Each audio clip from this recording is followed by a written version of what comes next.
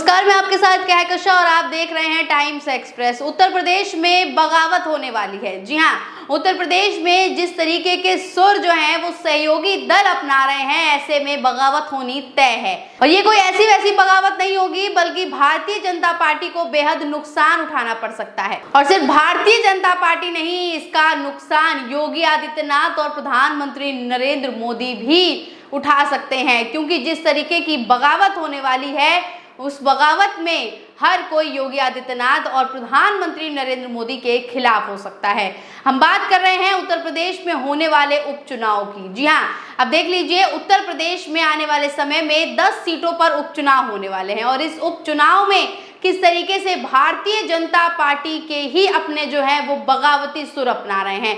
Bharatiya Janata party के सहयोगी दलों ने मुहिम छेड़ दी है और भारतीय जनता पार्टी को बैकफुट पर कर दिया है।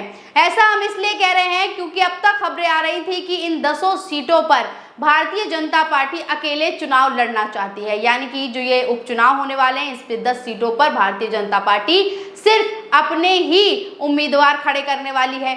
लेकिन अब आप देख लीजिए किस तरीके से जो सहयोगी दल हैं भारतीय जनता पार्टी के उत्तर प्रदेश में, वो बागी हो गए हैं और बागी ऐसे हो गए हैं कि अब भारतीय जनता पार्टी को मुंह की खानी पड़ सकती है।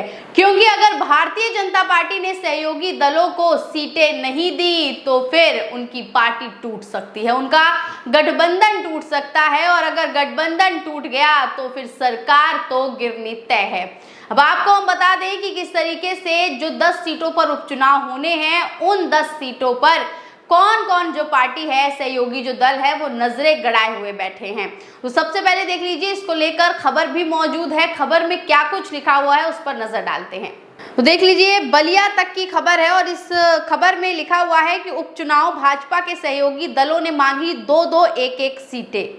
तो भाजपा के सहयोगी दलों ने पहले ही डिमांड रख दी है कि भैया उन्हें इस उपचुनाव में सीटें मिलनी चाहिए और अगर भारतीय जनता पार्टी ने सीटें देने से, उम्मीदवार खड़े करने से मना कर दिया सहयोगी दल के, तो फिर ये सहयोगी दल अपना समर्थन वापस ले लेंगे।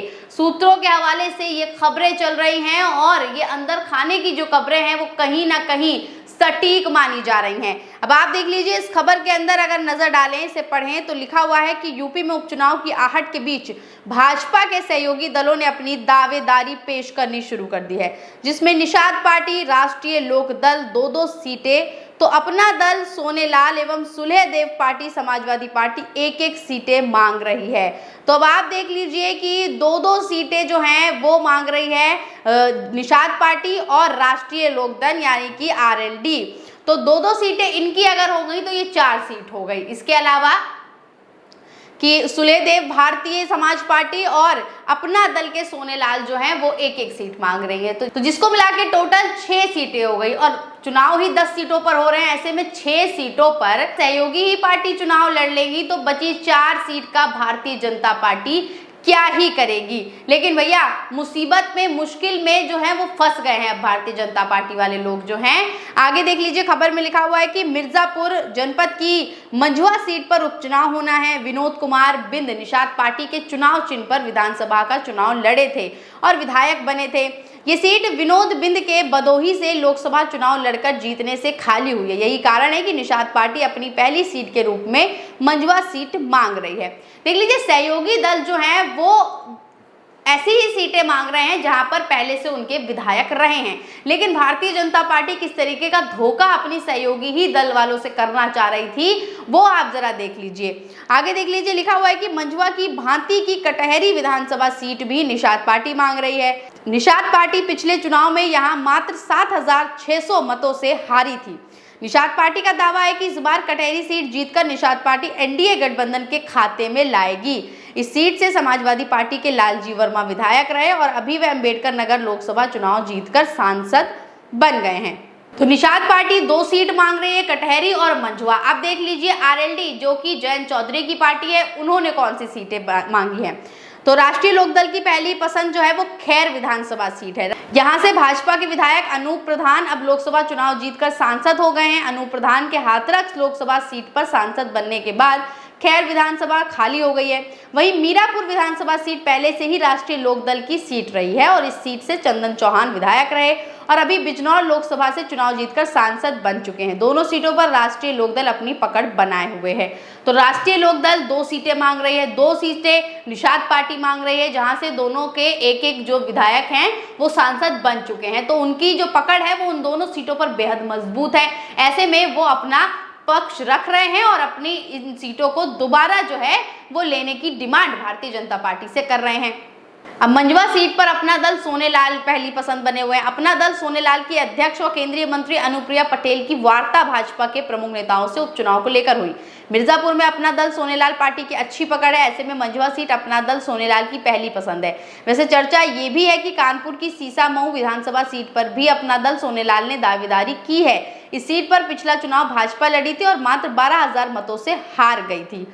तो देख लीजिए किस तरीके से सीटों पर लड़ाई छिड़ गई है। सहयोगी दल आपस में लड़ रहे हैं, भारतीय जनता पार्टी से मांग कर रहे हैं, डिमांड कर रहे हैं, लेकिन भारतीय जनता पार्टी भी अब कश्मकश में है, फंसी हुई नजर आ रही है कि खुद चुनाव लड़े, सहयोगी दलों को दे और सहयोगी दलों में से भी किस सहयोगी दल को दे, कि आरएलडी को दे, कि निषाद को दे, कि अपना दल को दे, किसको दे और या खुद लड़े। तो अब किस तरीके से उपचुनाव के बीच ये कश्मकश फंसती हुई नजर आ रही है। भारतीय जनता पार्टी चारों तरफ से घिरी हुई नजर आ रही है।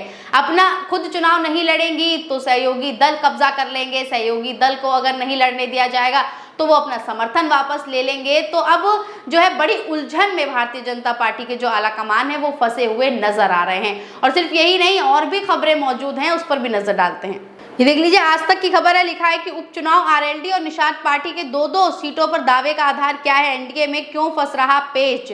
तो पेच तो फंस रहा है, मैंने आपको पहले ही बता दिया है किस तरीके से इन सीटों पर जो है जंग छिड़ गई है, किसको कौन सी सीट देनी है। भारतीय जनता पार्टी तो पहले ही कह चुकी थी भैया कोई इस सीट से चुनाव नहीं लड़ेगा, हम अकेले चुनाव लड़ेंगे। लेकिन अब देख लीजिए किस तरीके से बागी हो गए हैं ये जो समर्थन वाली पार्टियां हैं, किस तरीके से अपनी डिमांड रख रही हैं, मांग कर रही हैं। भारतीय जनता पार्टी का पेच फंस गया है, खुद चुनाव लड़े, सहयोगी दलों को दें और सहयोगी दलों में से भी किस दल को दें। देख लीजिए, एबीपी लाइव की भी न्यूज है, लिखा है कि यूपी उपचुनाव के लिए बीजेपी के अपने ही बढ़ा रहे हैं टेंशन, कर डाली ये बड़ी मांग। तो देख लीजिए, टेंशन तो बढ़ गई है, वाकई में बढ़ गई है। एक तरफ जो पहले ही लोकसभा में जिस तरीके के नतीजे सामने आए हैं उसमें पहले से ही जो है कश्मकश मची हुई है, किसको इसका जिम्मेदार ठहराया जाए, कौन इसके पीछे जिम्मेदारी लेगा, किसके नेतृत्व में चुनाव हारा गया है, किसके नेतृत्व में अब चुनाव जीतना है। ये पहले से ही एक बड़ी मुश्किल जो है भारतीय जनता पार्टी के पास है और अब दूसरी मुश्किल उपचुनाव में खड़ी हो रही है। अब देख लीजिए, उपचुनाव में भी किस तरीके से दावेदारी ठोकी जा रही है और बड़ी परेशानी के जो हालात हैं वो बनते नजर आ रहे हैं। तो अब क्या कुछ होता है उपचुनाव में, कैसे भारतीय जनता पार्टी इस कश्मकश से निकलती है, कैसे अपनी सरकार बचाती है, सहयोगी दलों को उम्मीदवार देती है या खुद सारी सीटों पर चुनाव लड़ती है। और ऐसे में अगर उन्होंने खुद सारी सीटों पर चुनाव लड़ लिया तो सहयोगी दल जो है वो अपना समर्थन वापस ले लेंगे और सरकार को गिरा देंगे। अब सरकार बचानी है या फिर सीटें बचानी है, ये फैसला भारतीय जनता पार्टी के आला कमानों को करना है। क्या कुछ होने वाला है उपचुनाव में, ये देखना बेहद दिलचस्प होगा। पूरी खबर पर आपकी क्या राय है हमें कमेंट सेक्शन में जरूर बताएं। बाकी और भी तमाम खबरों के लिए बने रहें टाइम्स एक्सप्रेस के साथ। धन्यवाद।